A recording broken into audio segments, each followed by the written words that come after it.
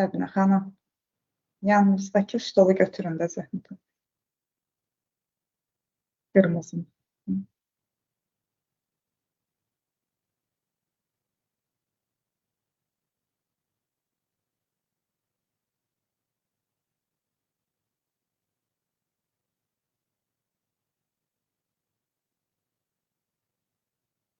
Salam, hörmətli təhsil işçiləri.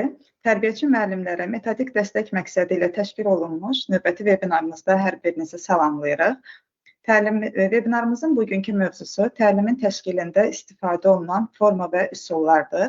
Mövzumuzun təqdimatçısı Cahan Körpələr Evi Uşaq Bağçasının metodisti, təlimçi mentor Səbinə Rəhimova və mən 161 nömrəli Uşaq Bağçasının müdiri Nərgiz Zeynalovadır. İnanıram ki, webinarımız bugün sizin üçün çox maraqlı olacaq. Buyurun Səbinə xanım. Mən də hər kəsi salamlayıram, təşəkkür edirəm Nərgiz xanım və inanıram ki, bugün də həmkarlarımız aktiv olacaq, şərhlərdə öz fikirlərini bildirəcəklər. Bəli, bugünkü mövzumuz çox maraqlıdır. Ümid edirəm hər birimiz bu webinardan faydalanacağıq.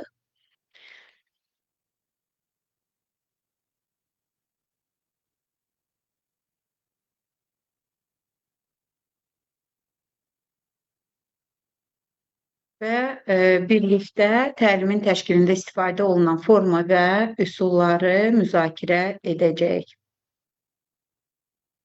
Təlimin təşkilində istifadə olunan iş formaları və iş üsulları və onların məqsədə uyğun tətbiqi ətrafında müzakirəmiz olacaq. Amma ilk öncə sizə kurikulum proqramına diqqətinizi cəlb eləmək istəyirəm və diqqətinizi çatdırıram ki, kurikulum bizim bugün təlim prosesinin təşkilində əsas sənəddir, hansına ki, hər istiqamətdə bizə yol göstərir. Yəni, bütün mövzularda biz ona müraciət edirik. Kurikulum məktəbəqədər təhsilin məzmunu, yəni nəyi öyrədəcəyik, təlim strategiyaları, bunları necə öyrədəcəyik və uşaq inkişafının dəyərləndirilməsi, öyrətdiklərimiz əsasında nəyə nail olduq, yəni uşağın inkişafında nəyə nail olduq, nədən başlayaq və strategiyamızı necə quraq, bütün bunlar uşaq inkişafının dəyərləndirilməsindən asılıdır. Bugün biz təlim strategiyaları istiqamətində iş formaları və iş üsullarını birlikdə təhlil edəcəyik. Bilirik ki, hər gün biz cari planlaşdırmanı yazırıq. İndi diqqətinizə çatdırdığım isə məşğələnin cari planlaşdırmasıdır. Və biz standartlara müraciət edirik. İlk öncə dövlətin bizim qarşımızda təhsil alanların inkişafına dair, təhsil alanların bacarıq və biliklərinə dair qarşımıza qoyan tələbidir. Və bu standartda müraciət etdikdə mövzular seçirik və cari planlaşdırmada bu mövzuları reallaşdırmağa başlayırıq. Məşğələnin cari planlaşdırmasında standartdan çıxartdığımız mövzu, standart və mövzudan çıxartdığımız məqsəd, inteqrasiya, iş üsulu, iş forması, resurslar yazılır. Və biz bunları seçərkən, ümumiyyətlə müraciət edərkən hansısa iş üsuluna, iş formasına və yaxud da resursları seçərkən diqqət edəcəyimiz məqamlar var ki, bunlar çox əsasdır. Çünki biz məqsədə çatmaq üçün doğru strategiyanı qurmalıyıq. Doğru iş üsulu, doğru iş forması, resurslar seçməliyik. Nərgiz xanım, burada tövsiyələriniz nə olardı bizim həmkarlara? Səbinə xanım, çox sağ olun, ətraflı məlumat verdiniz. Mən də qeyd edim ki, biz mövzunu seçərkən və bu fəaliyyət nəticəsində uşaqlarda hansı bilik, bacarıq və vərdişlər formalaşdırmalıyıqsa, ona uyğun məqsədimizi təyin edirik. Daha sonra uşaqların ehtiyac meyarlarına uyğun inteqrasiyamızı təyin edirik və uşaqların motivasiyasına, səmərəli öyrənmə mühitini nəzərə alaraq iş üsulu və iş formamızı təyin edirik və bu zaman mütləq şəkildə uşaqların fiziki və əqli bacarıqlarını nəzərə almalıyıq ki, strategiyamızı düzgün qura bilək. Tamamilə doğrudur. Bizim keçən dəfəki webinarımızda da biz qeyd etdik ki, hər addımda bizim didaktik prinsiplər əsas götürülməlidir və cari planlaşdırma da elə bizim işimizin əsas ana xəttidir, belə deyək. Çünki ona baxaraq biz işimizi qururuq və burada mütləq biz didaktik prinsipləri əsas götürməliyik. Burada da uşaq yönümlü prinsipi uşaqların marağına, potensial imkanlarına uyğun götürülməsidir. Biz hansısa bir strategiyanı qurduqda, ya işimizi qurduqda, öyrənmə prosesini qurduqda biz deyirik ki, yanaşmamız, hansısa bir yanaşmamız var bu təlim prosesinə. Ümumiyyətlə bilirikmi yanaşma nədir, metodlar nədir, strategiya nədir? İlk öncə gəlin təhlil edək, görək yanaşma anlayışı ümumiyyətlə nədir və yaxud da metodlar nə deməkdir və strategiya burada harda görünür. Yanaşma, əgər biz inklüziv yanaşaraq Montessori metodunu seçiriksə və Montessori metoduna uyğun strategiya qururuq. Yəni üsullar, iş forması, vasitələr seçirik. Yəni biz dedik, biz əgər yanaşmanı müəyyənləşdiririksə, sözsüz ki, inklüziv yanaşmada orada uşaq yönümlülük də var. Yəni bu demək deyil ki, əgər biz inklüziv yanaşırıqsa, burada uşaq yönümlü yanaşma yoxdur. Olur ki, yanaşmalar bir-birini ehtiva edə bilir. Amma yanaşma anlayışı özü nə deməkdir? Yəni yanaşma dəyər, fəlsəfi baxış və s. Metodlar yol, tərs və s.dir. Strategiya texnikadır. Mən inklüziv yanaşmanı seçərək, Montessori metodunu götürərək strategiya qururum və Montessori metoduna uyğun üsul, iş formaları və vasitələrdən istifadə edirəm. Kurikulumda təlim strategiyaları, təlim prosesi və onun təşkili prinsipləri, təlimin təşkilində istifadə olunan forma və iş üsulları, təlimin planlaşdırılması məsələlərini özündə ehtiva edir. Və biz təlim strategiyamızı qurduqda bu məsələlərə diqqət yetiririk və bu məsələləri dərindən bilməliyik, öyrənməliyik. Gəlin görək iş formaları təlim strategiyasında ümumiyyətlə nə deməkdir? İş formaları 1-6 yaş dövrü üçün, 1-3 yaş və 3-6 yaş üçün ayrılır. 1-3 yaş dövrü üçün fərdi iş forması, yarım qruplarla iş forması, kollektiv iş forması bölünür. 3-6 yaş üçün fərdi iş forması, cütlərlə iş forması, qruplarla iş forması, kollektiv iş forması təqdim edilir. Bəli, burada sual çıxa bilər ki, niyə cütlərlə iş forması kiçik yaşlarda məsləhət deyil, məqsədə uyğun deyil və yaxud da qruplarla iş forması orada yarım qruplarla kimi qeyd olunub. Ümumiyyətlə biz hər hansı bir strategiyada seçim etdikdə mütləq yaş xüsusiyyətlərini nəzərə almalıyıq. Nərgiz xanım, əlavəniz varmı həmkarlarımız üçün buna dair? Səbinə xanım, bildiyimiz kimi körpələr qrupunda məşğələlərin həm də günün ikinci yarısında keçirilməsi mümkündür. Günün birinci yarısında birinci yarım qruplar, günün ikinci yarısında isə digər yarım qruplarla məşğələni keçə bilirik və bununla da onların yaş xüsusiyyətlərini nəzərə alaraq effektiv təlim mühiti yarada bilirik. Bu daha əlverişli olur. Bəli, təşəkkür edirəm. Tamamilə doğrudur və iş formalarını gəlin təhlil edək. Necə edək ki, bu iş formaları məqsədə uyğun tətbiq edə bilək və burada həm uşaq yönümlü, həm şəxsiyyət yönümlü, ümumiyyətlə didaktik prinsipləri də əsas götürərək doğru seçim edək strategiyamızda. Fərdi iş forması, cütlərlə iş forması, qruplarla iş forması, kollektiv iş forması. Bilirik ki, fərdi iş formasında tapşırıq üzərində bir uşaq çalışır. Cütlərlə iş formasında tapşırıq üzərində iki uşaq çalışır. Qruplarla iş formasında tapşırıq üzərində 3-4 nəfər çalışır və kollektiv iş formasında isə hamı bir tapşırıq üzərində işləyir. Biz bilirik ki, hər bir iş formasının özünün xüsusiyyətləri, üstünlükləri, məqsədi vardır və eləcə də əlbət ki, riskləri vardır. Bəzən müşahidələrim zamanı rast gəlirəm ki, fərdi cütlərlə və yaxud da qruplarla işlədirlər, amma iş vərəqləri və yaxud da tapşırıqlar doğru seçilmir. Buna görə də biz bilməliyik ki, hər iş formasında hansı tapşırıqları veririk və burada onun xüsusiyyətlərinə uyğundurmu, məqsədimə uyğundurmu bu? Gəlin görək, fərdi iş formasının hansı xüsusiyyətləri var? Tapşırıq üzərində bir uşaq işləyir. Uşağın fərdi maraqları, inkişaf səviyyəsi və ehtiyacları nəzərə alınır.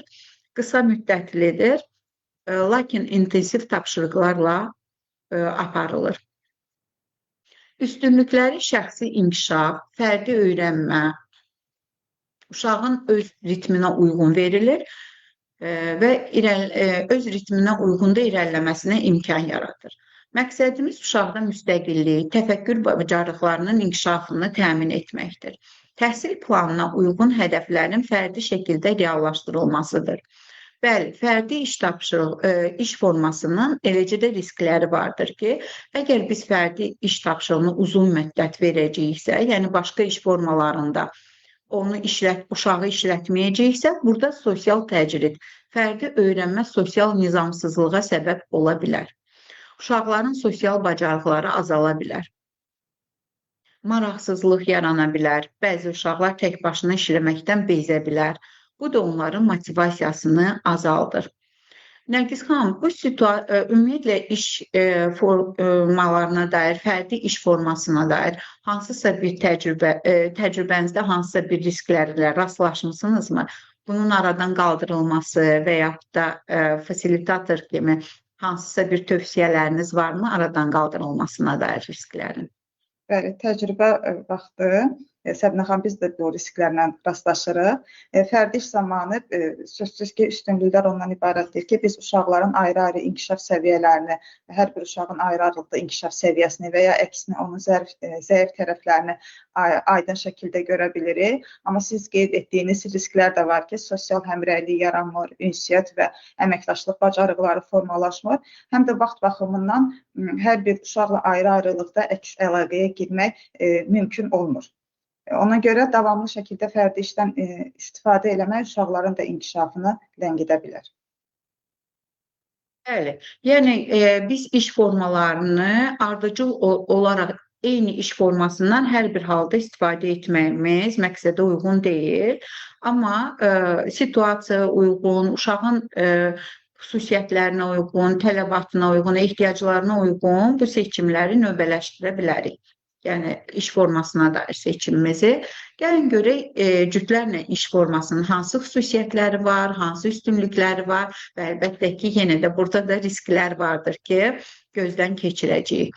Xüsusiyyətləri tapşırıq üzərində iki uşaq birgə işləyir, məsuliyyət bölünür, uşaqlar bir-birinə kömək edə bilir, fikir mübadiləsi aparılır. Üstünlükləri kommunikativ bacarıqların inkişafı üçün əlverişlidir və sosiallaşma prosesi güclənir. Məqsədi uşaqlar arasında ünsiyyət qurmaq, birgə düşünmə və həll yolu axtarma bacarığını inkişaf etdirməkdir. Sözsüz ki, xüsusiyyətlərin içinə həm də üstünlüklərin sırasında həm də ilkin əməkdaşlıq bacarıqlarının formalaşması da buna daxil ola bilər. Çünki biz qruplarla, mən düşünürəm ki, mənim təcrübəmə əsaslanaraq tövsiyəm olar ki, qruplarla iş öncə cütlərlə iş formasını istifadə etsinlər. Yəni uşaq ilk öncə bir uşaqla məsuliyyət bölüşməyi öyrənsin, daha sonra qruplarla işə keçsin. Yəni sadədən mürəkkəbə prinsipinə əsaslanaraq. Cütlərlə iş formasının sözsüz ki, riskləri də vardır ki, burada biri asılılıqdır. Uşaqların müstəqil düşünmə bacarıqlarını zəiflədə bilər, mübahisələr yarana bilər, cütlərlə iş zamanı fikir arasında qarşıdurmalar ola bilər və burada da biz fasilitator kimi diqqətdə saxlayacağımız məqamlar var və bunu nizamlamaq üçün özümüzün plan B deyilən bir çıxış yolumuz var və s. Burada da yəqin ki, Nərgiz xanımın öz tövsiyələri vardır. Səbinə xanım, risklərdən danışarkən çox gözəl bir məqama toxundunuz ki, cütlərlə iş zamanı əgər uşaqlardan biri digərinin fikrini yayındırırsa, onlar demək ki, tapşırığın həllindən uzaqlaşa bilərlər və ya tamamilə başqa bir mövzu haqqında danışa bilərlər. Amma üstünlükləri də ondan ibarətdir ki, qeyd etdiyiniz kimi öz tərəfdaşları ilə problemi həll edə bilər və fikir mübadiləsi yarada bilərlər. Həm də cütlərlə iş kollektiv və qruplarla işə nisbətən uşaqların ünsiyyəti üçün daha çox imkan və zaman yaradır. Bu baxımdan cütlərlə iş əlverişlidir. Bəli, təşəkkür edirik Nərgiz xanım və növbəti iş formamız bizim qruplarla iş formasıdır. Qruplarla iş forması haqqında növbəti slaytda da daha geniş açacağıq, amma gəlin ilkin olaraq onun xüsusiyyətləri, üstünlükləri, məqsədi və riskləri haqqında danışaq. Xüsusiyyətləri 3-4 nəfərdən ibarət kiçik qruplar yaradılır. Qrup daxilində müəyyən vəzifə bölgüsü aparılır. Məsuliyyət uşaqlar arasında bölünür və bir tapşırıq üzərində bir neçə uşağın bölünmüş kiçik tapşırıqları sonra nəticə olaraq bir tapşırığın sonlandırılmasında birləşir və təqdim olunur. Yəni bir neçə nəfərin zəhməti bir tapşırığın içində birləşərək təqdim olunur. Burada tapşırığın yerinə yetirilməsi asılılığı da olur. Yəni ki, biri gətirməsə tapşırıq tamamlanmaz kimi bir həyəcan olur uşaqlarda. Bu da çox gözəldir. Çünki komanda bacarıqları, komandada işləmə bacarıqları burada təkmilləşir. Bunun üstünlükləri də elə budur. Uşaqda başqalarının fikirlərinə hörmətlə yanaşma, lider keyfiyyətlərinin və sosial bacarıqların formalaşmasına imkan verir. Məqsəd uşaqlar arasında ünsiyyət qurmaq, birgə düşünmək, həll yolu axtarmaq və qrupda əməkdaşlıq bacarıqlarını inkişaf etdirməkdir.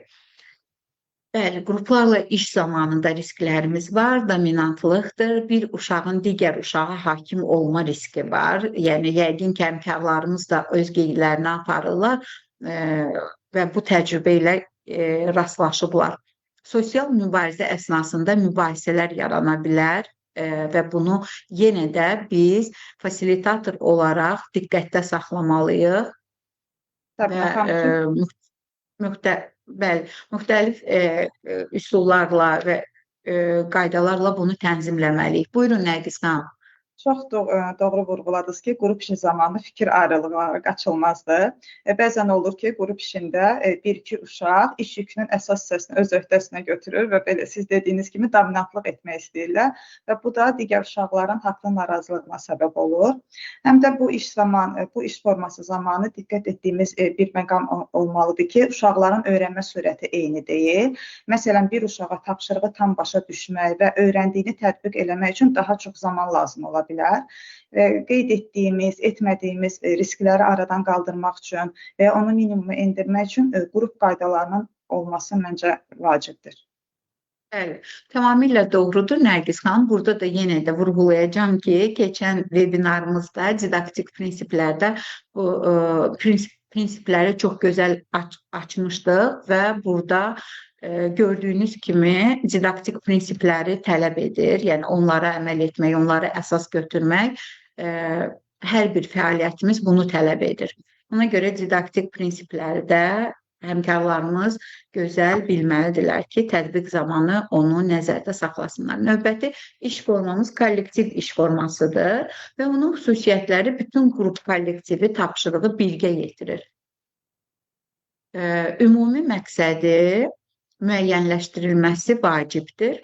Əslində bütün iş formalarında məqsədin müəyyənləşdirilməsi çox vacibdir. Və üstünlükləri ümumilikdə hədəfə yönəlməni möhkəmlədir. Kollektiv məsuliyyət hissi formalaşdırır, dinləmə bacarıqlarını təkmilləşdirir. Ümumi məqsəd uğrunda birgə çalışmağı öyrənmək kimi məqsədimiz var. Kommunikativ bacarıqlarını inkişaf etdirmək, qrup kollektivində ünsiyyətin möhkəmlənməsi kimi məqsədimiz var. Kollektiv iş formasını həyata keçirdikdə. Bunun da öz riskləri var, çətinlikləri vardır ki, bəzən qrup yəni böyük olanda, çox uşaq olduqda burada fikir ayrılıqları, müzakirələri artıra bilər. Çünki uşaq çoxdur, fikirlər çoxdur və bunun üçün zaman ayırmaq lazımdır.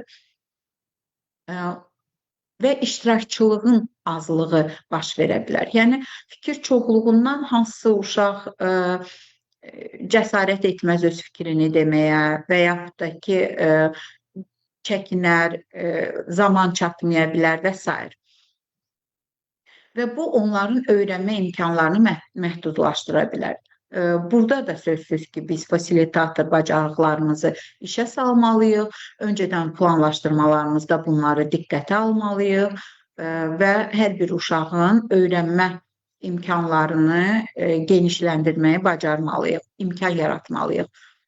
Nərgiz xanım, tövsiyələriniz buyurun. Səbinə xanım, siz ətraflı şəkildə izah etdiniz. Kollektiv iş zamanı uşaqlarda müzakirə mədəniyyəti, dinləmə, qarşılıqlı hörmət hissi formalaşır və daha çox ideya və təkliflərin bölüşdürülməsinə şərait yaradılır. Lakin mənə görə cütlərlə və qruplarla iş zamanı diferensial yanaşma daha əlçatandır, nəinki kollektiv işlə. Çünki burada qrupun bütün uşaqları bir fəaliyyət ətrafında birləşir. Burada diferensial yanaşma o qədər də asan olmur. Bəli, yəni ki, buna düzdür. Biz burada da uşaq yönümlü yanaşaraq hər bir uşağın potensial imkanını, marağını, xüsusiyyətlərini nəzərə almalıyıq və elə etməliyik ki, biz bilirik ki, kollektivə sual gəldikdə ən aktiv uşaqlar imkan vermir digər uşaqlara və bu balansı saxlamağı bacarmalıyıq və burada da uşaq yönümlü yanaşmalıyıq. Doğru vurğulayırsınız ki, bu anda fasilitator üçün, tərbiyəçi müəllim üçün çətin olur hər bir uşağa diferensial yanaşmaq, fərdi yanaşmaq. Bizim peşəkar həmkarlarımız bu balansı saxlaya bilirlər məncə. Biz iş formalarının içində daha çox qruplarla iş formasında məncə çətinlik çəkirik. Ona görə onun üçün daha geniş bir vaxt ayırdıq ki, onu daha geniş açaq. Qrup otağında qrup işinin həyata keçirilməsi. Qrup işi təhsil alanları həvəsləndirmək, fəal öyrənməni təşviq etmək və əsas tənqidi düşünməni, ünsiyyəti və s. bacarıqları inkişaf etdirmək üçün effektiv ola bilir.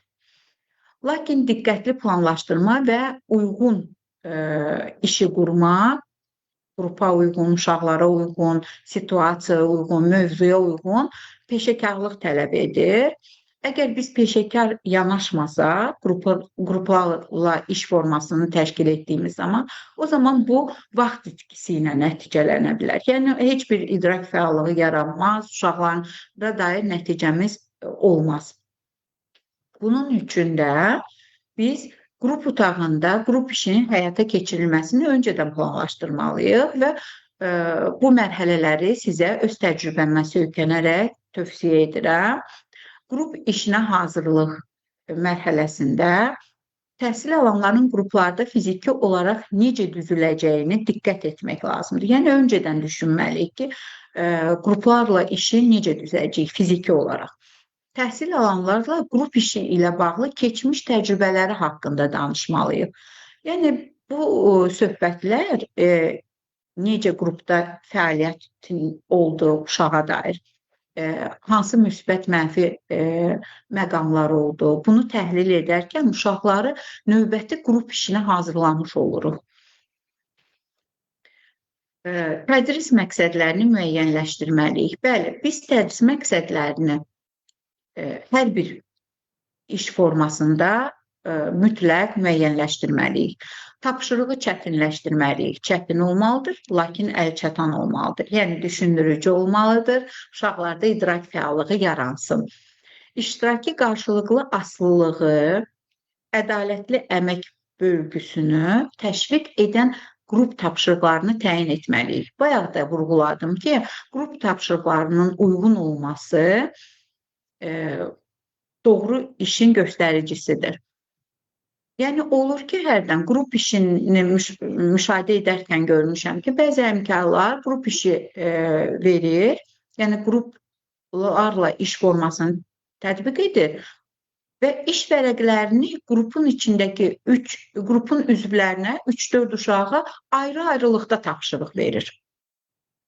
Yəni hər uşaq başqa-başqa tapşırığın içində tapşırıqda işləyir. Burada yalnız görüntü qrup iş formasıdır. Yəni 3-4 uşaq bir yerdə oturur, lakin fərdi iş vərəqlərində işləyirlər. Yəni hərənin özünün qarşısında tapşırıq var. Bu zaman bu fərdi iş tapşırığıdır. Yəni fərdi iş formasıdır. Baxmayaraq ki, siz onları qruplarla otuzdurmusunuz. Qrup ölçüsünə düzgün qərar verin. Təhsil alanların qruplara necə bölünəcəyinə qərar verin. Bəli, biz bilirik ki, bölünmə uşaqların seçimi ilə də olur, hazırladığımız kartlarla da olur, saylarla olur və s. Bacarığa görə özləri seçə bilərlər və yaxud da biz hər hansı bir ola bilsin ki, tapşırıqda bunu tələb edirsə, biz bacarığa görə bölüşdürürük və s. Müxtəlif cür bölünürlər və bunu biz öncədən planlaşdırmalıyıq ki, necə baş verəcək, qərar verməliyik. Qrup işi üçün kifayət qədər vaxt ayırın. Çünki qrup işində bir neçə nəfər fikirləşir, burada qərarlar qəbul olunur, məsuliyyət bölüşdürülür, vəzifə bölgüsü olur, tapşırıq üzərində hər kəs ayrı-ayrı özünə düşən məsuliyyəti üzərində işləyir və gətirib bir tapşırığın içində birləşdirmək üçün zaman lazımdır. Bunların hamısını nəzərə almalıyıq. Müxtəlif formalarda birgə iş dizaynı edin. Bax, burası da çox maraqlıdır. Yəni, olur ki, həmkarlarınız düşünür ki, mən bu məşğələdə qruplarla iş formalaşdıracağım, yəni tətbiq edəcəm və hamı mütləq qruplarla işdə işləməlidir. Baxın, biz əgər uşaq yönümlü yanaşırıqsa, şəxsiyyət yönümlü yanaşırıqsa, burada mütləq bilməliyik ki, ola bilsin ki, hansısa uşaq hələ qruplarla işləməkdə hazır deyil işləməyə. Və bizim əsas məqsədimiz nədir? Təlim nəticəsinə çatmaqdır, təlim nəticəsini əldə etməkdir. Yəni, uşaqda idrak fəallığı yaradıb, bu mövzuya dair hansısa bacarığın formalaşmasıdır və buna fokuslanmalıyıq. Uşaq qruplarla işdə əgər buna nail olacaqsa, çox gözəl. Bəli, mən qruplarla iş formasını tətbiq edirəm və burada həm əməkdaşlıq, bir çox bacarıqları əldə edəcək, çox gözəl. Amma olur ki, uşaq istəmir qruplarla işləmək, hələ hazır deyil əməkdaşlığa, iş bölgüsünə və yaxud da ki, həyəcan keçirdir, yəni hazır deyil. Cütlərlə işləmək istəyir və yaxud da fərdi işləmək istəyir. Bəli, onun üçün artıq bizim ayrıca iş vərəqimiz olur və ola bilsin ki, eyni zamanda mən həm qruplarla iş formasında işlətmişəm uşaqları, həm də ehtiyaca görə uşaqları fərdi və yaxud da cütlərlə işləmişəm. Yəni, birgə iş dizaynını müxtəlif formalarda verə bilərəm. Məsələn, cütlərlə işləyir, birgə iş formasında işləyir. və yaxud da ki, qruplarla işləyir. Hələ hazır deyil. Yəni bundan özünüzə çərçivə qoymağa ehtiyac yoxdur. Yəni uşağa görə, uşağın ehtiyacına görə əsas idrak fəallığı yaransın və təlim məqsədinə çatasınız. Hansısa irəliləyiş olsun uşaqda, məqsədə uyğun. Və onda biz qrup fəaliyyətinin dizaynını doğru qurmuş oluruq. Növbəti mərhələmiz isə qrup fəaliyyətidir. Bəli, qrupun fəaliyyətini təşkil edərkən qrup işindən istifadənin mahiyyətini paylaşmalıyıq uşaqlarla. Yəni ki, bu qrup işini nə üçün təşkil edirik? Burada hansı bacarıqları əldə edəcəksiniz? Bu qaydalar ümumiyyətlə sizin formalaşmağınıza necə təsir edir? Bunu uşaqlar məlumatlı olmalıdırlar bu haqda. Təlimatlar verməzdən əvvəl qrupları təşkil etməliyik. Əgər biz öncə təlimatı versək, sonra qrupları təşkil etsək, onda qrup üzvləri diqqətlə sizin təlimatı dinləmiş olmaya bilərlər. Yəni, əgər biz qrupları artıq təşkil etmişik və indi təlimatı onlara çatdırırıq, hər qrupun üzvü öz təlimatını daha diqqətlə dinləmiş olur. Qrup birləşməsinin formasını təhsil alanlar üçün asanlaşdırın. Bəli, onlar üçün bu asan da olmalıdır ki, nəticə də gözəl olsun. Tapşırığı aydın şəkildə izah edin. Uşaqlar üçün aydın olsun. Qrupun qarşılıqlı əlaqəsi üçün əsas qaydaları birlikdə təyin edin. Bax, bu çox vacib məqamdır. Özləri iştirakçı olan qaydaların əgər tərtibatında uşaqlar özləri iştirakçı olurlarsa, onu daha yaxşı əməl edirlər bu qaydalara və onlar üçün maraqlı olur. Və onun nizamlanmasında, tənzimlənməsində, əməl edilməsində bir-birlərinə köməkçi olurlar və yadlarına salırlar ki, bax, bu qaydanı pozursan, ha. Təhsil alanlara sual verin ki, hər şey aydındırmı? Uşaqlara sual veririk ki, təlimat aydındırmı? Hər hansı bir çətinliyiniz varmı ki, onlara əmin olasınız ki, onlara proses aydındır. Qrup tapşırığının monitorinqi. Bilirik ki, biz qruplar artıq işə başladıqda, biz onların qrupların ətrafında gəzib, diqqət edirik. Və bu diqqət etdiyimiz, müşahidə etdiyimiz zaman qeydlərimizi aparmalıyıq. Çünki qrupların təqdimatı zamanında istinad üçün bu qeydlər bizə köməkçi olurlar. Və yaxud da ki, qrup işinə hazırlıq zamanı deyirdi ya, təcrübələrinin haqqında danışın. O zaman da bu qeydlər bizə köməkçi olur ki, növbəti qrup formasını təşkil etdikdə uşaqlar bunu diqqətdə saxlasınlar. Bildiklərinizi paylaşmağa tələsməyin. Yəni, müzakirə zamanı müdaxilə etməməliyik. Çünki uşaqlar artıq hər zaman gözləyəcəklər ki, tərbiyəçi müəllim yaxınlaşacaq, bizə onsuz da kömək edəcək. Bu düşünmə prosesinə, onların düşünmə prosesinə tormuz edir. Yəni ki, ləngidir. Onlar gözləntidə qalırlar. Amma bildikdə ki, burada heç bir kömək olmayacaq, özləri vuruşurlar, özləri ilə mübarizə aparırlar ki, yox, yadına sal bunu ki, tapşırığı yerinə yetirəsən və özünün üzərinə düşən məsuliyyəti yerinə yetirib ümumi tapşırığa öz töhfəsini verməyə çalışır. Düzdür, bəzi istiqamətləri veririk fasilitator kimi, amma bilgiyə dair müdaxilə az etsək, onların idrak fəallığını daha effektiv təşkil etmiş ola bilirik. Fasilitator rolumuzu aydınlaşdırın. Elə bununla da biz fasilitator rolumuzu aydınlaşdırmış oluruq öncədən. Və növbəti mərhələmiz isə qrup tapşırığını bitirmək. Necə olur? Qrup fəaliyyətinin dəyərləndirilməsini təmin etməli. Fikir mübadiləsi olmalıdır, müzakirələr olmalıdır. Şifahi hesabatlar və vizual hesabatlar gətirdikdə bir qrup digər qrupun işinə münasibət bildirməlidir. Ola bilsin əlavələri, onlar bəli, əlavələrini etməlidir və uşaqlar burada tənqidi yanaşmana, tolerant yanaşmanı öyrənirlər.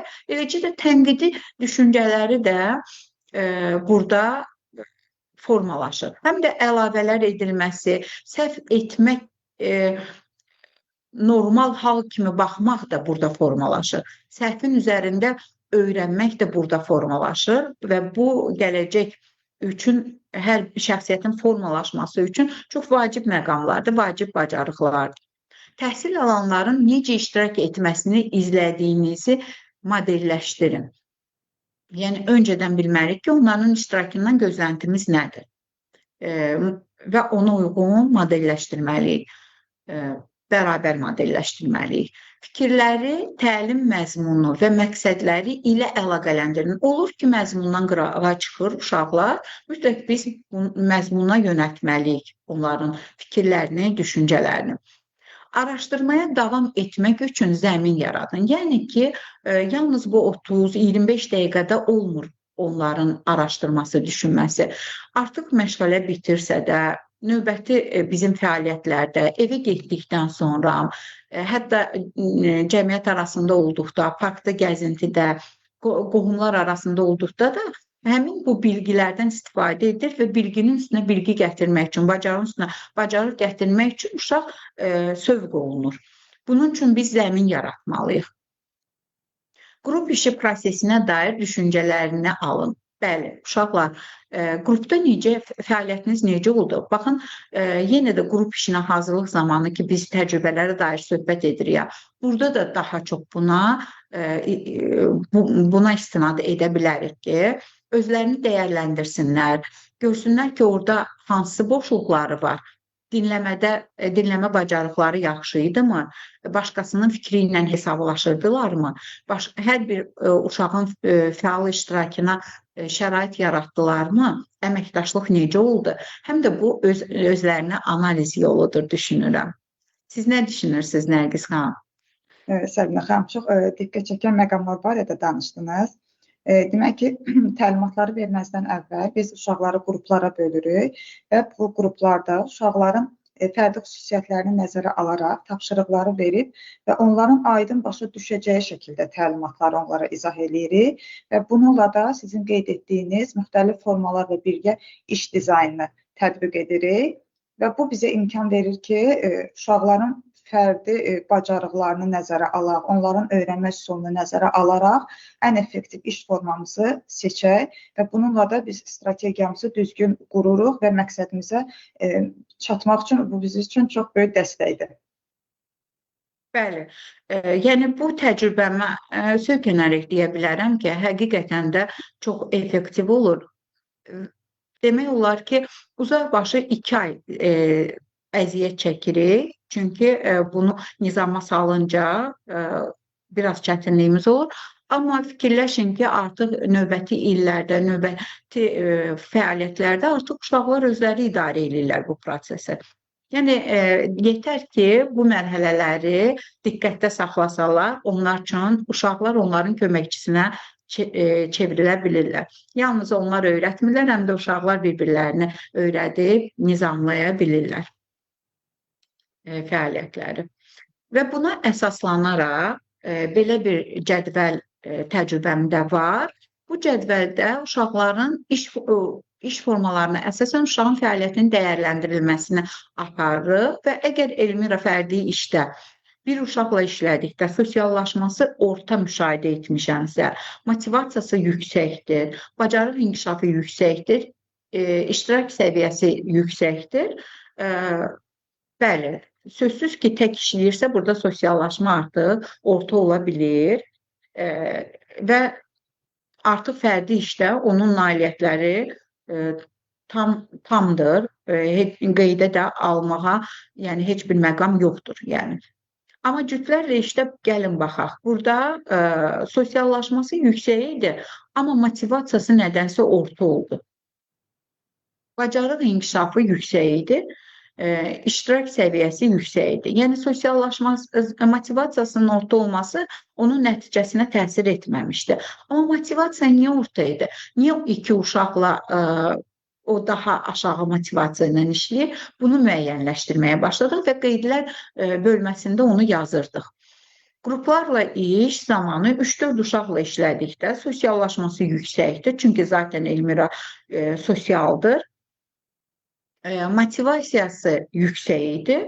Bacarıq inkişafı da orta yüksək oldu. Orada bir neçə nəfərin içində məsuliyyətin bölgüsü ona orta yüksək dəyərləndirdi. Çünki cütlərlə daha yüksək idi. Və iştirak səviyyəsi də orta oldu.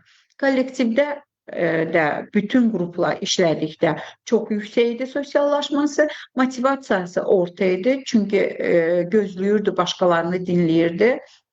Onu hələ tam dinləmə bacarığı tam oturuşmayıb deyə yəqin ki belədir. Və bacarıq inkişafı da orta oldu. Çünki daha çox uşaq içində öz fikrini bildirməkdə çətinlik çəkirdi.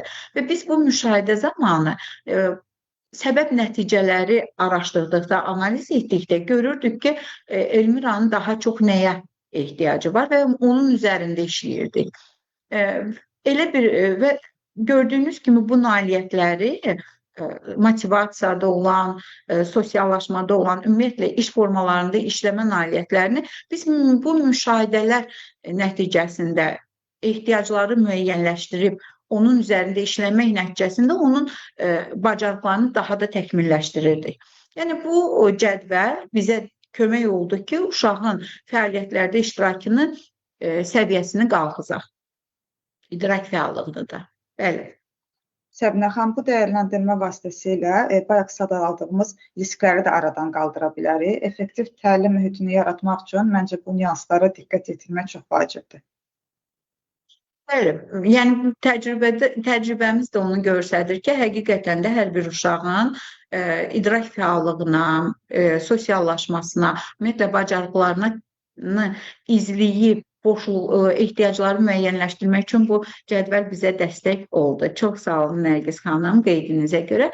İndi isə sizə iş vərəqləri nümunəsi təqdim edirəm ki, gəlin baxaq, bu iş vərəqlərinin hansı cütlərlə, qruplarla işə yararlıdır, hansı fərdi və yaxud da cütlərlə işə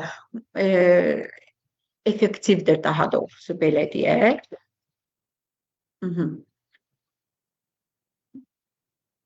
Səbinə xanım, tərbiyəçi müəllimlər çox güman ki, şərh bölməsində bu iş vərəqləri barədə yazacaqlar.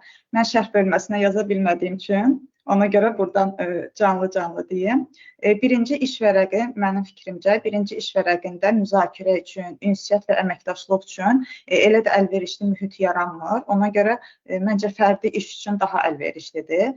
Amma ikinci iş vərəqində isə birgə düşünmək, müzakirə aparmaq, fikir mübadiləsi üçün zəmin yaranır.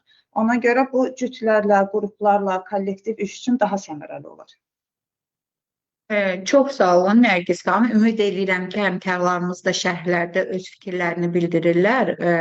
Bu, yəni çox vacibdir bizə ki, biz görək ki, bizim həmkarlarımız bu haqda nə düşünür. Tamamilə doğru qeyd etdiniz ki, bu birinci iş vərəqini əgər biz 3-4 üzvü olan bir qrupa versək, burada hansı məsuliyyət bölgüsü, vəzifə bölgüsü və yaxud da ki, bir neçə nəfərin həll edə biləcəyi bir tapşırıqdır.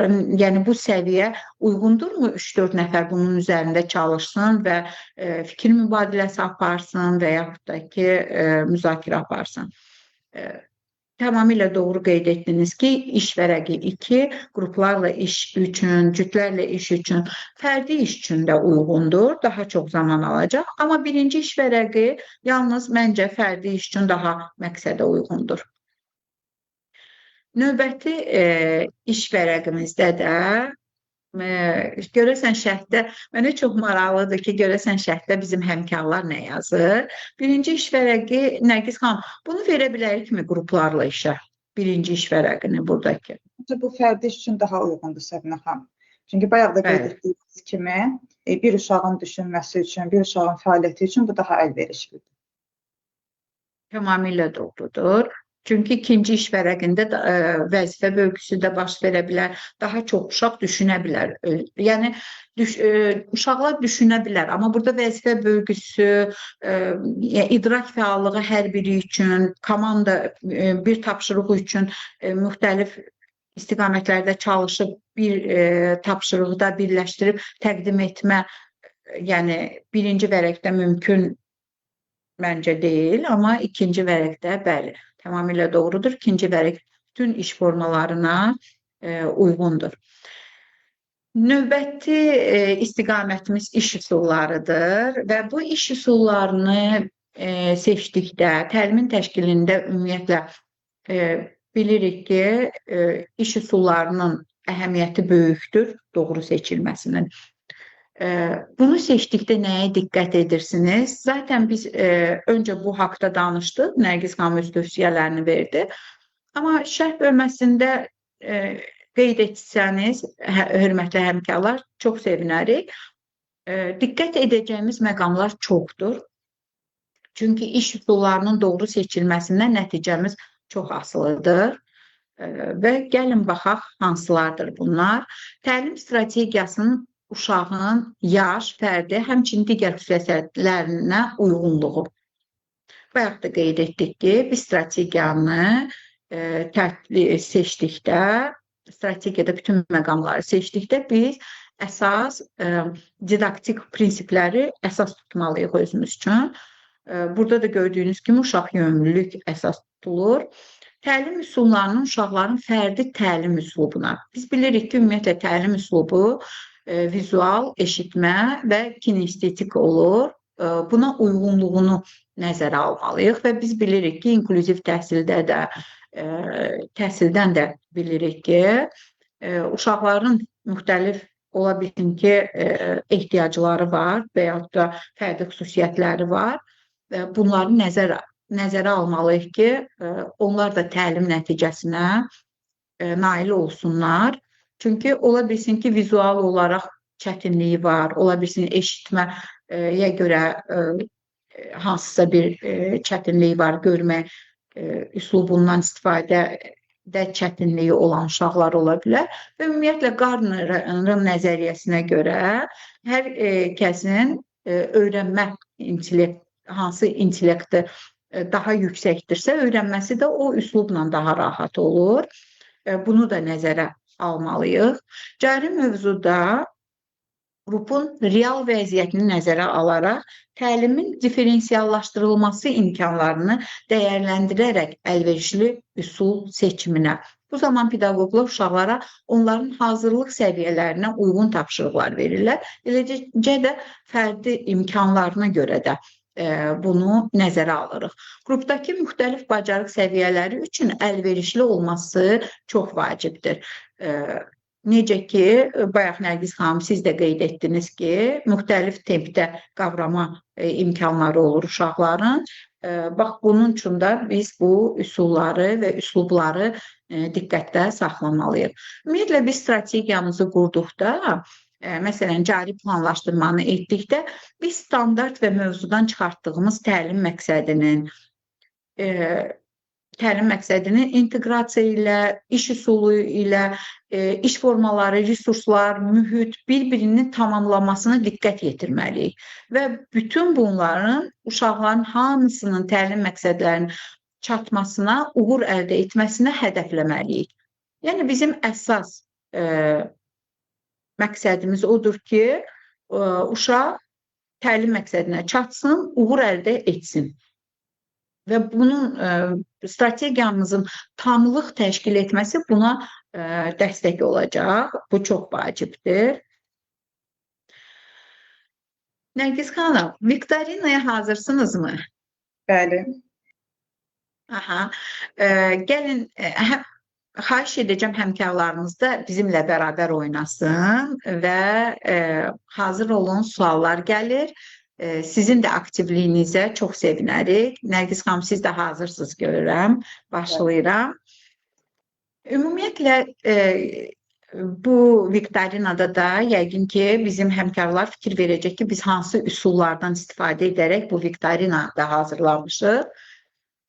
Və ümumiyyətlə, viktorina bizə kömək edəcək ki, hansı iş forması, hansı üsul nə üçündür?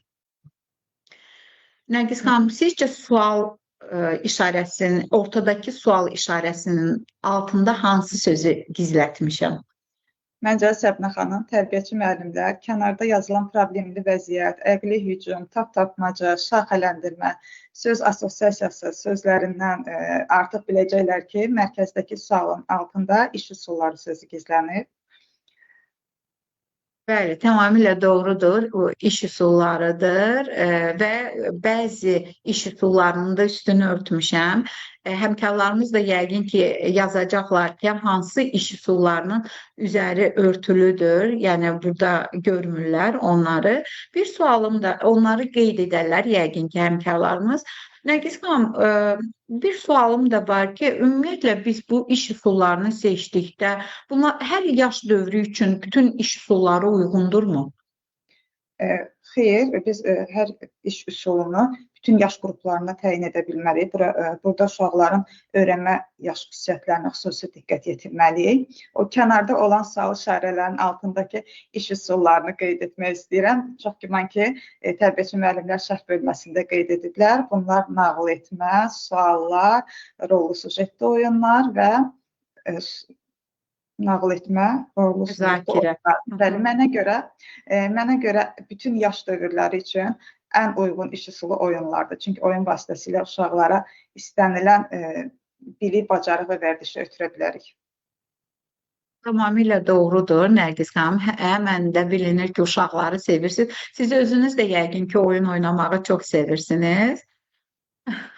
Bəli, mən də oyun, yəni elə bir məşğələ yoxdur ki, oyundan istifadə etməyək. Zaten oyunların içində də elə bu üsulların özündən də istifadə edirik. Gəlin, elə hal-hazırda oyun oynayırıq, amma mən üsulların hamısını istifadə edirəm. Həm suallardan, həm də digərlərindən. Növbəti görək, iş üsulumuz hansıdır? Və burada açar sözləri var ki, birgə səy, məhdud vaxt, problemin bir neçə həllini işlənib hazırlanması, bütün ideyaların toplanması, təməl biliklərin fəallaşdırılması, fikirlərin sərbəst ifadə etmək və s. Bu gördüyünüz bu açar sözlər hansı iş üsuluna aiddir? Həm bu iş üsulunda birgə səy nəticəsində konkret problemin bir neçə həlli hazırlanır və uşaqların bu problemlə bağlı ideyaları toplanır və bu iş üsulu əqli hücumdur ki, demək olar ki, bütün məşğələlərdə biz bu üsuldan istifadə edə bilirik. Doğrudur. Həm də mən düşünürəm ki, Nərgiz xanım, bu ümumiyyətlə hər iş üsulu biraz bir-birinə oxşardır iş üsulları. Amma hər iş üsulunun xüsusi bir xüsusiyyəti vardır ki, bu digərindən fərqlənir. Ona görə də yəqin ki, həmkarlarımız bu açar sözlərə diqqət edib tapırlar məncə. Əqli hücum da çox effektiv iş üsuludur. Növbəti iş üsulumuz ideya, məlumat, təəssürat, təhlil, təkliflərin qarşılıqlı mübadiləsi, problemin təhlil edərək həlli yolunu tapmaq, ünsiyyət, kommunikativ bacarıqların formalaşması, sual və replikalarla müzakirələr və qoşulma, fakt, hadisələr, bilik və bacarıqların təcrübədə tətbiq etmək, cavab bəli və xeyr olan qapalı suallardan istifadə etməmək. Bütün bunlar sizə nə mesaj verir? Bu sualın altında gizlənən nədir? Həm də Səbinə xanım, bu iş üsulunda nə üçün belə baş verdi? Siz olsanız bu vəziyyətdə nə edərdiniz kimi suallar verərək prosesi inkişaf elətdirə bilərik və uşaqların cavablarını nəzərdən keçirərək müzakirəni tənzimləyə bilərik ki, bu üsul müzakirə üsuludur. Gəlin baxaq. Bəli, bu üsul müzakirədir. Tamamilə doğrudur. Növbəti üsulumuz məlumatın müəllimdən uşağa ötürülməsi və dinləmə bacarıqlarının inkişafı üsuludur. Bu üsuldan mövzu ilə bağlı məzmunun zənginləşdirilməsi, tamamlanması, məqsədi ilə istifadə etmək məqsədə uyğundur. Bu üsulu mənim uşaqlarım çox sevir. Məncə hamımız, hələ indi də mən bu üsuldan böyüklər üçün də istifadə edirəm, müdavimlər üçün də 10-15 dəqiqə ərzində aparılır. Zamanı, ardıcıllığı gözləmək lazımdır. Sujetli şəkillərdən istifadə etmək, digər əyani və texniki vasitələrdən istifadə etmək, uşaqların mimikalarını, jestlər müşahidə etməklə vəziyyəti tənzimləyirik, vizual vəziyyəti, verbal da, yəni məlumatın ötürülmə vaxtında verbal və vizual tənzimlənmələrdir bunlar. Sizcə bu nədir? Səbinə xanım, bu üsulda mənim ən xoşuma gələn məqam odur ki, uşaqlarda empati hissini yarada bilirik. Sən olsan nə edərsən? Burada hansı hərəkət düzgün deyil kimi suallar verərək onları hadisələrin iştirakçısı edə bilirik ki, bu da nağıl etmə üsuludur. Tamamilə doğrudur və bu nağıl etmədə, məsələn, hansısa bir nağılı və yaxud da hekayəni zənginləşdirmə kimi tapşırığı olanda, uşaqlar və yaxud da tamamlanması kimi bir tapşırığı olduqda, uşaqlar yaradıcı təfəkkürünü elə istifadə edirlər ki, fikirləşirsən ki, bəlkə bunlarla birlikdə əslində biz bunu istifadə etmişik, yəni Cahan Bağçada biz kitablar yazmışıq uşaqlarla bərabər və onların yaradıcı təfəkkürünün inkişafına bu çox gözəl təsir edir. Növbəti iş üsulumuz, bu üsul tənqidi təfəkkürü, təhlil etməni, ümumiləşdirmə vərdişlərini inkişaf etdirir. Hansı ki, bu bütün bir ömür boyu uşağa, insana lazım olan bir bacarıqlardır. Müəllim əvvəlcədən problemi və müzakirə üçün suallar hazırlayır. Bu hazırlıqdır. Uşaqlar 4-5 nəfərlik qruplara bölünür. Problemli vəziyyət təsvir olunmuş vərəqlər uşaqlara paylanır. Hər qrup təklif edilən vəziyyətdən birini müzakirə edir və həlli yolunu göstərir. Qruplar öz işlərini bitirdikdən sonra qrupda ümumi müzakirə gedir. Bu da çox təməl bacarıqları inkişaf etdirən üsuldur. Hansı bacarıqlar ki, hər zaman, yəni biz bu yaşa çatmışıq, hələ də bunu təkmilləşdirmə ilə məşğuluq, amma zamanında məktəbə qədər təhsil dövründə uşaqlarda bu bacarıqları biz formalaşdıra bilsək, onlara əməkdaşlıq üçündə, yəni cəmiyyətə qatılmağa daha rahat olacaq. Bu hansı üsuldur? Məncə Səbinə xanım, tərbiyəçi müəllimlər buradakı sözlərdən və ifadələrdən artıq biləcəklər ki, bu problemli vəziyyətdir. Tamamilə doğrudur. Nərgiz xanım, mən düşünürəm ki, siz hansı qrupda olsanız, aktiv uşaqlardan biri kimi olacaqsınız. Başqalarına macal vermərsiniz cavab verməyə. Çünki hər bir şeyi bilən insan bilgisini paylaşmaq istəyir və bu bacarıq da sizdə çox gözəldir. Məncə uşaqlıqda da siz belə olmusunuz, yəqin ki, Nərgiz xanım. Gəlin görək, bu hansı iş üsuludur? Oyun tapmaca formasında keçirilən bir üsuldur. Orta hissədə açar sözü ifadə edən bir şəkil qoyulur, amma şəklin yəni tərs tərəfi uşaqlara tərəf olur. Əgər çətinlik, yəni ətrafda isə açar sözlər olur, hansıları ki verilir, açıcı sözlər olur və bu məncə ən çox istifadə etdiyim üsul elə bu viktorinada odur. Bu hansı üsuldur sizcə? Bu üsulu uşaqlar çox sevirlər və məşğələlərdə motivasiya vaxtı bu üsuldan daha çox istifadə edirik. Buradakı açar sözlərdən də, ifadələrdən də bilinir ki, bu tapmaca üsuludur, hansını ki, digər iş üsullarının tapılmasında da istifadə edirdik.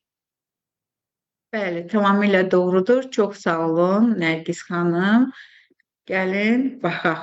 Bəli. Suallar, bəli, bu suallar iş üsulu, xahiş eləyəcəm şərhdə də yazsınlar. Suallar iş üsulu haqqında müəyyən məlumatları həmkarlarımız yazacaq şərh bölməsinə. Ümumiyyətlə, suallardan biz çox istifadə edirik, elə deyilmi Nərgiz xanım? Bəli, Səbinə xanım, suallar uşaqlarda idrak fəallığının artırılmasında böyük rol oynayır. Məqsədə uyğundur ki, sualların sayı 4-5 olsun və sualların qoyuluşu tənqidi təfəkkürün inkişafına yönəlməlidir. Məzmun və mövzu ilə birbaşa əlaqəli olmalıdır. Bəli, gəlin görək, onun açar sözlərini demək olar ki, Nərgiz xanım hamısını sadaladı. Yəni, gördüyünüz kimi, uşaqlar idrak fəallığının artırılmasında böyük rol oynayır uşaq və biz bu üsuldan səhər müşahidədə də, müsahibədə də, yəni fəaliyyətlərin demək olar ki, hamısında istifadə edirik. Amma biz diqqət edəcəyimiz məqamlar hansılardır? Sualların qoyuluşu, tənqidi təfəkkürün inkişafını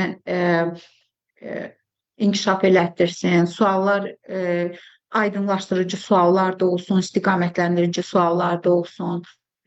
Və nağıl oxuduqda da biz suallar veririk və bu suallar siz də belə edərdinizmi? Bayaq siz vurğuladınız, Nərgiz xanım. Suallar necə olmalıdır? Yəni, açıq, qapalı suallar var. Hansı məqamda hansı sualı istifadə edəcəyiksə, ona mövzuya, məqsədə uyğun istifadə etməliyik.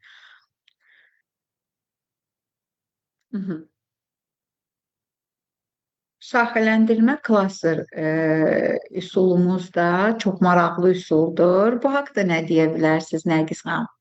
Burada tapmaca üsulunun əksinə olaraq biz mərkəzdəki sözü bilirik və ona uyğun kənarda sözlər taparaq bu prosesi şaxələndiririk. Yəni, artıq sözün açmasını uşaqlardan alırıq və ətrafına düzürük. Eləcə də daha genişləndirə bilərik o sorğunu. O zaman şaxələndirmə baş verəcək. Məsələn, əgər ortada fəsillər sözünü qoymuşuqsa, ətrafına uşaqlar dedikcə fəsillərin görüntülərini qoya bilərik. Daha sonra isə hər fəslin əlamətlərini qoya bilərik və ümumiləşdirə bilərik. Daha çox şaxələndirməni, məşğələni ümumiləşdirdikdə daha effektiv olur məncə. Sonda uşaqların aldıqları, öyrəndikləri yeni bilik və mövcud olan biliklərin hamısının birləşməsi ilə şaxələndirə bilirik. Bəli, bizim çox sevdiyimiz, hər birimizin sevdiyi oyun üsuludur ki, oyun üsulu ümumiyyətlə uşaqlarda bir problemə müxtəlif nöqteyi nəzərdən baxmağı, empatiya hissini yaranmasına, formalaşmasına kömək edir və bunu uşaqlar çox sevirlər.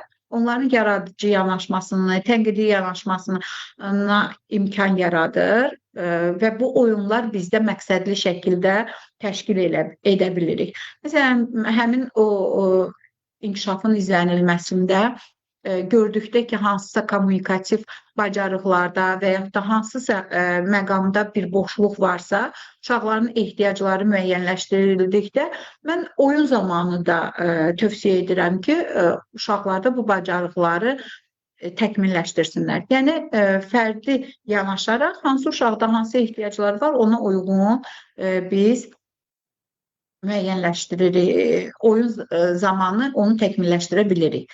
Oyun qaydalı və yaradıcı olur. Qaydalı oyunlar müəyyən qaydalara tabe olduğunda bu oyunların qaydalarını uşaqlar böyüklərin vasitəsilə öyrənib oynayırlar. Yaradıcı oyunlarda isə uşaqlar tərəfindən yaradılır və onlar artıq həyatda gördükləri epizodları canlandıraraq özlərindən oyunlar yaradırlar. Rollu sujetli oyunlarda bu daha çox imkan yaradır onlara və uşaqlar bunu daha yaxşı güşələrlə oyunlar zamanı, güşələrdə oyunlar zamanı, fəaliyyət zamanı bunu həyata keçirdə bilirlər. Mütəhərrik qaydalı oyunlar isə mütəhərrik və didaktik oyunlara ayrılır. Mütəhərrik oyunlar hərəkətli oyunlardır, amma biz elə olur ki, hərəkətli oyunları didaktiklə da, yəni birləşdirə bilirik və topu bir-birinə ötürdükdə bu həm hərəkətli olur və ötürdükdə əgər heyvanların adını söyləyirlərsə, bu artıq didaktika da çönə bilir. Gəlin görək, didaktik oyunların neçə növü var? 3 növü var. Didaktik oyunlar oyuncaqlarla, müxtəlif əşyalarla, şifahi və ya sözlü, məsələn, tapmacalarla, Stolüstü çap oyunları üzərində şəkillər, latolar, şəkillər uyğunlaşdırma, müqayisə etmə bunlarla da olur.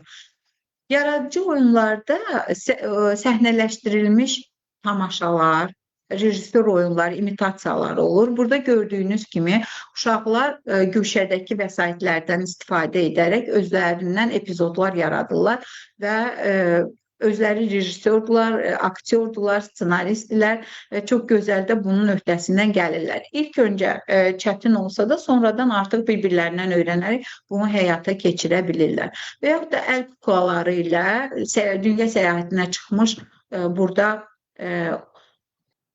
heyvanları, qəhrəmanları özləri qurdular, özləri ssenarisini yazdılar və oynadılar. Bu yaradıcı oyunlar onların yaradıcı təfəkkürlərini də inkişaf etdirir. Sizə deyim ki, onlar özləri qurdular, burada özləri qaydalar da tərtib etdilər. Yəni uşaqlar öz qaydalarını özləri tərtib etdilər, qaydalı oyuna çevirdilər, belə deyək, daha da belə. Yəni ki, uşaqlar üçün çox maraqlıdır. Didaktik oyunlar bir neçə əlamətə görə əşyaları müqayisə etmək, uyğunlaşdırmaq kimi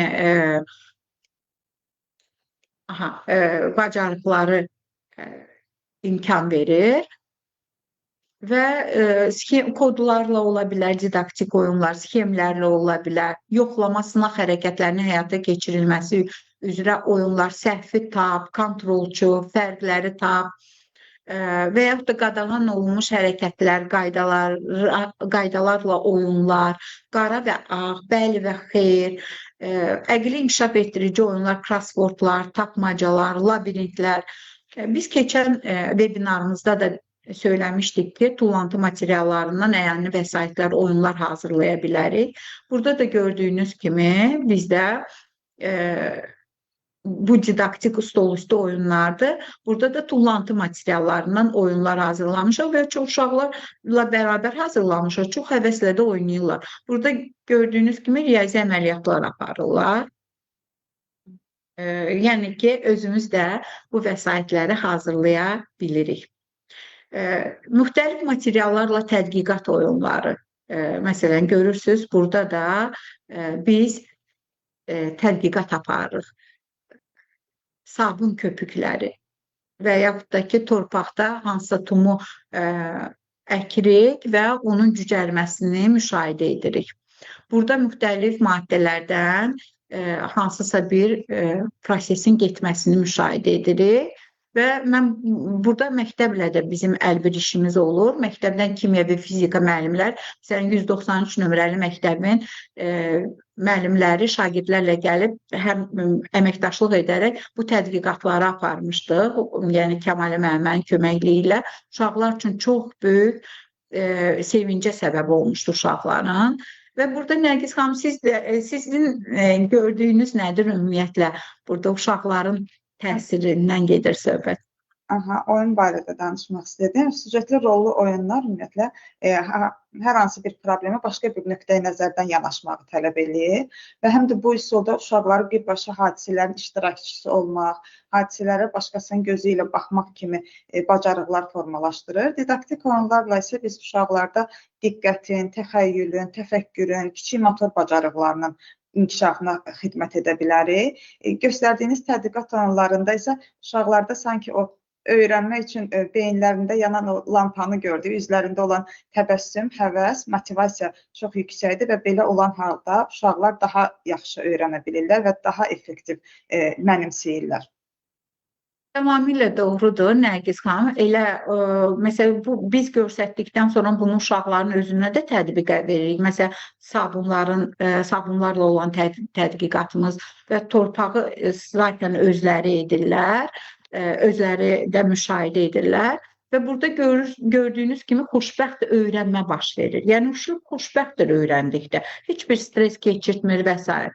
Və bizim məqsədimiz də budur ki, uşaqlarda xoşbəxt öyrənməni tətbiq edə bilək.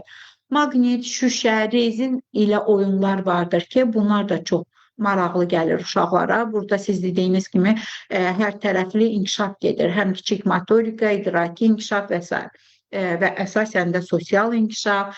Məsələn, burada su üzərində rəsmdə burada estetik inkişafa çox gözəl təsir etmişdi və onlar üçün bu yenilik idi. Onları təəccübləndirmişdi bu. Bu həm də tədqiqata çönmüşdü bizdə. Yəni ki, səbəb və nəticələri axtarırdıq ki, necə olur burada, bu belə olur, niyə görə suda həll olunmur bu və s. Və tövsiyəm odur ki, tədqiqat oyunlarına da çox yer versinlər. İşıqla oyunlar da çox maraqlıdır. Yəqin ki, Nərgiz xanım, siz də uşaqlığınızda bu oyunları oynamışdınız. Əllərimizlə hansısa bir görüntüləri göstərirdik və kölgəsi ilə oynayırdıq, baxırdıq. Bu həm də vizual olaraq onlara estetik inkişafında çox təsir edən bir oyunlardır. Buradakı şəkillərdə əslində biz həmişə divarda görünən kölgə oyunlarını oynayırdıq. Amma bu ideyanı elə uşaqlar bizə, mən kompüterdən proyektoru ayırdıqdan sonra həmin bu pərdədə, proyektor pərdəsində uşaqlar başladı belə oynamağa və biz daha sonra belə proyektor pərdəsini istifadə etməyə başladıq. İdeya verdilər uşaqlar. Bu da çox maraqlı olur uşaqlara. Elə deyilmi Nərgiz xanım? Bəli. Hal-hazırda biz axşam fəaliyyətlərində bu cür kölgə teatrlarından istifadə edirik. Bəli. Kağızlarla oyunlar. Burada da bir misal gətirmək istəyirəm. Təhsil İnstitutunun təqdimatı ilə beynəlxalq bir təlim keçirilmişdi.